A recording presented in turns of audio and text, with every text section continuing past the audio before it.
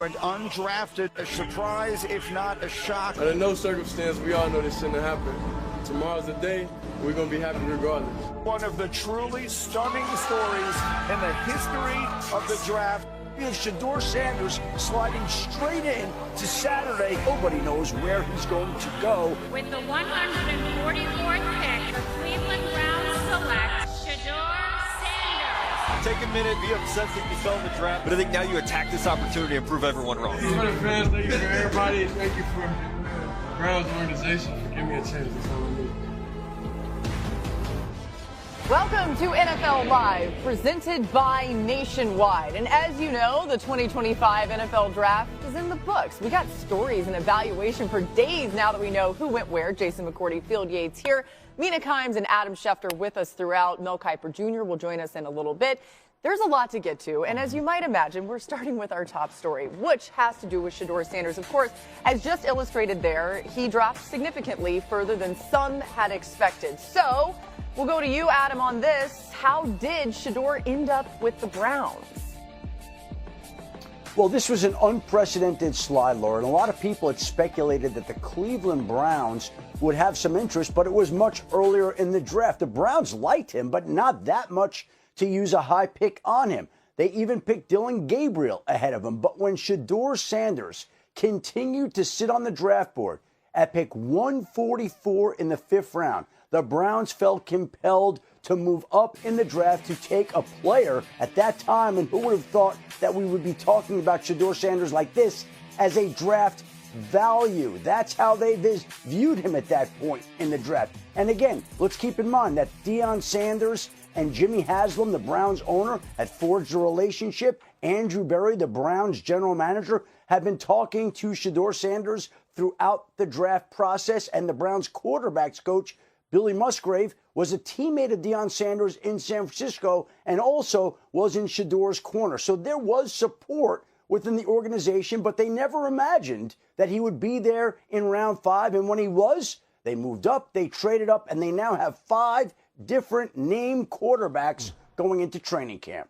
Yeah, including Dillon Gabriel, who, of course, they picked ahead of Shedeur in this very draft. J-Mac, what do you think about the quarterback situation in Cleveland, that QB room there? I look at Cleveland and saying, hey, let's throw as many names to that project as possible at that quarterback position. I think the part of it that we're leaving off is now they have another first-round draft pick for next year, including their own, so they'll have 2. So if it doesn't work out, they could be back to the drawing board next year. But I look at this for Shedeur Sanders. Yes, you didn't want to go in the 5th round. You like to go a lot higher. But you end up in a situation where they don't have a starting quarterback. He gets to walk in there and compete to be the guy. Joe Flacco will be the veteran in the room. Kenny Pickett is still trying to prove himself. And we mentioned Dillon Gabriel along with himself. And then Deshaun Watson is coming off of an injury. So for Shedeur Sanders, you get an opportunity to walk in this building and prove all 32 teams wrong because the Cleveland Browns pass on him multiple times as well. You get to go in there with a chip on your shoulder and prove you can be an NFL starting quarterback.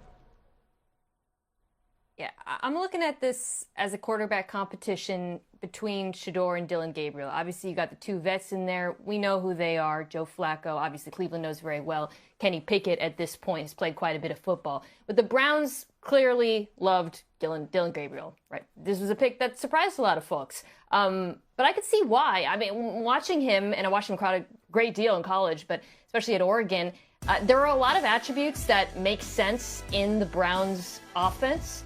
He's accurate. He's great off of play action. He's good throwing on the move. He's got a quick release. I think where Sanders has an edge over him, and this is why I had Sanders ranked higher in my perspective on draft quarterbacks, is he's obviously taller, and I think he sees the middle of the field better, which is important. Kevin Stefanski's offense. But he's got to beat out Gabriel, right? Like, it's not just that they drafted Gabriel 2 rounds ahead of him. I watched a video of them talking to him. They clearly love the kid. So that's task number 1. You know, you got to take these things in order of steps. And step 1 is that competition between Sanders and Gabriel. I think I can't help myself. I kind of have to close the book here on how Shedeur got to round 5, and it was something that I didn't anticipate as we got closer and closer to the draft. I was surprised he was still available as we got into round 3, much less day 3. But there are some important lessons learned throughout this process, one of which is me, Mel, other draft analysts don't determine where a player is going to go in the draft. We have a suggestion, we have a belief, we have a projection, but we do not make that decision. Your tape and your pre-draft process determines where you go in the NFL draft. And the NFL spoke very loudly and clearly about Shedeur Sanders. In fact, the Browns did themselves by making him the second quarterback they took. First of all, the tape wasn't good enough for NFL teams to view this player as a starting quarterback option. That's an error in my evaluation. I had more optimism than the NFL did. Beyond that, the NFL said that some of the stuff that surrounds Shedeur Sanders does not make us as comfortable as other quarterbacks in this draft class do. It ends up being this perfect storm. It leads to a player who I thought would go maybe as soon as the first round, going 144th overall, and the sixth quarterback in this draft class taken, where I thought the lowest he would be the third quarterback taken. So I understand why there are limitless questions and people saying, how on earth did you guys think he was going to go so soon? Clearly this was a miscalculation, but hopefully for Shedeur's sake, he takes it and acknowledges some of the things that led up to this and can learn from it. Because if not, then he probably won't be a real factor in Cleveland because he's got to beat out 3 other guys just to have a shot to be a starter. Yeah, it is the beginning of a fascinating story for Shedeur Sanders in what we hope will be an NFL career for him. We'll see how it all ends up. But one of the most notable teams that passed on Shedeur was the Steelers. Here's a look at their draft. They had just 2 picks in the top 120. They took Oregon defensive tackle Derek Harmon in the first round, and then running back Caleb Johnson in the third round. 4 of their final 5 picks were on the defensive side of the ball. The lone exception, quarterback Will Howard in the 6th round. He joins Mason Rudolph and Skylar Thompson in the QB room. Adam, the Steelers said they would be adding 2 quarterbacks. We saw them from the draft. They drafted Will Howard. What are their plans from here? Well, there's one, and I think they're hoping and thinking and believing that the last one will be Aaron Rodgers. Art Rooney, the owner of the team, said over the weekend that he still was optimistic that Aaron Rodgers was going to wind up in Pittsburgh, hopefully sooner rather than later. But there is patience within the organization. Mike Tomlin, the Steelers head coach, has not been in any rush to get a decision from Aaron Rodgers. But really, the Steelers are the last team that remains that needs a quarterback here for the upcoming season. And Aaron Rodgers clearly would like to continue playing, though he said on the Pat McAfee show he hadn't made that decision just yet. But it's a situation where I think the Steelers believe ultimately he'll come around, he'll wind up opting to play, and he'll wind up opting to play in Pittsburgh. The other team that seemingly interested Aaron Rodgers, the Minnesota Vikings, traded for Sam Howell over the weekend. They would seem to have satisfied their need for another quarterback with Sam Howell and that acquisition. And now that leaves the Pittsburgh Steelers and Aaron Rodgers waiting to join forces.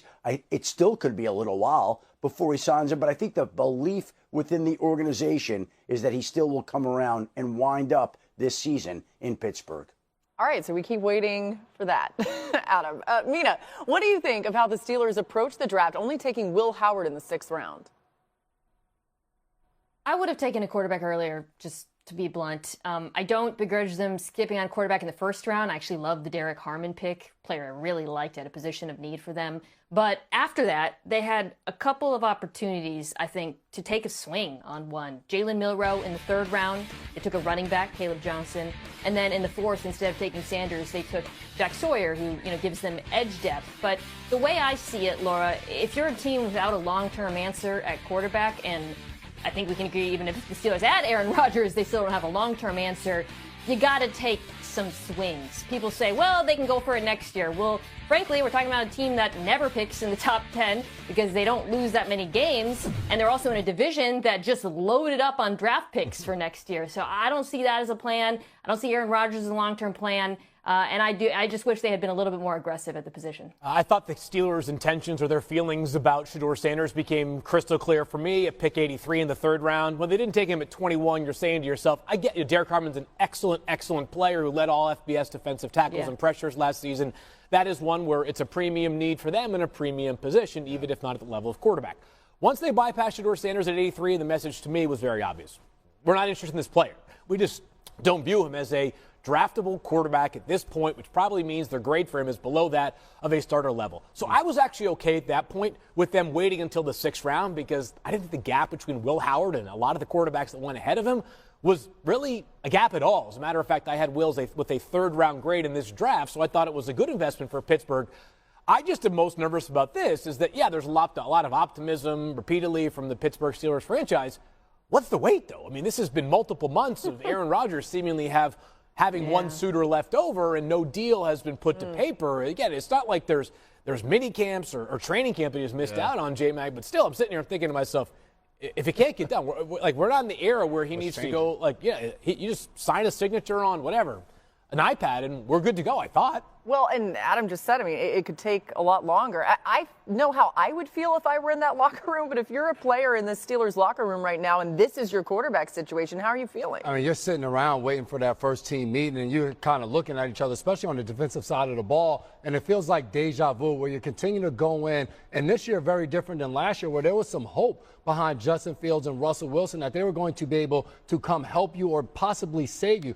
Didn't work out. Now you're going into this season, and even going into draft weekend, I think for the players in that locker room, you didn't think you were going to walk away with a quarterback that was going to come in as a rookie and lead this team in that division to continue to win a ton of games. So you're feeling very uneasy, and you're kind of hoping that Rodgers does decide to sign